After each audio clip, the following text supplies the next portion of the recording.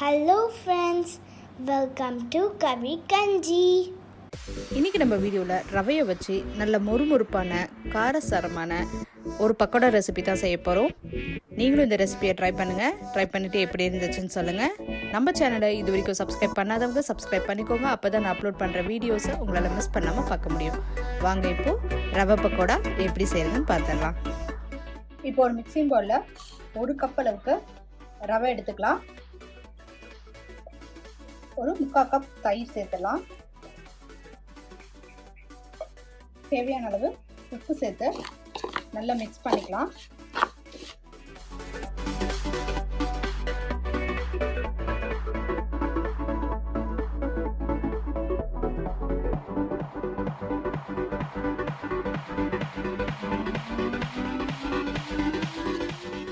நீங்கள் இந்த பக்கோடா செய்கிறதுக்கு வறுத்த ரவை, வறுக்காத ரவை, எந்த ரவை வேணாலும் எடுத்துக்கலாம்.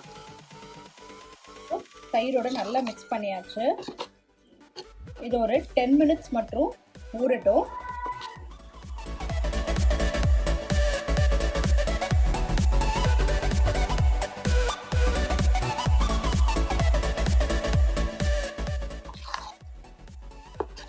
இப்போ தயிரையும் ரவையும் நல்லா மிக்ஸ் பண்ணியாச்சு.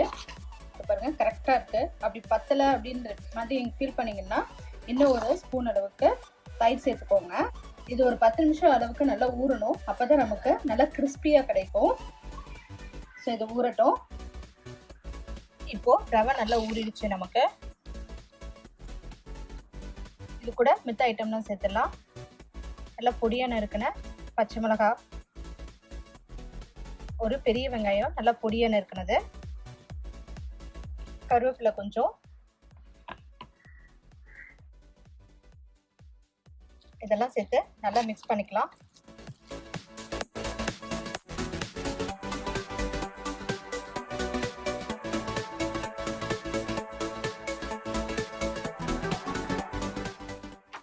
ஜீரகம் ஒரு 1/2 ஸ்பூன் சேர்த்துக்கலாம்.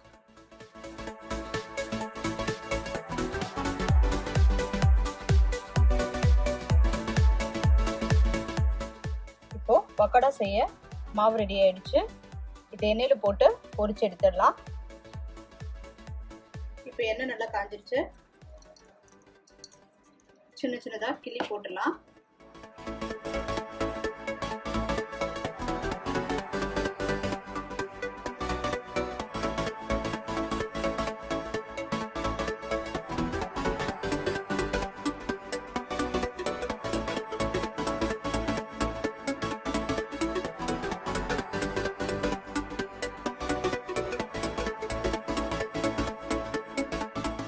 நல்லா சுட சுட ரவையில செஞ்ச பக்கோடா சூப்பரா ரெடி ஆயிடுச்சு.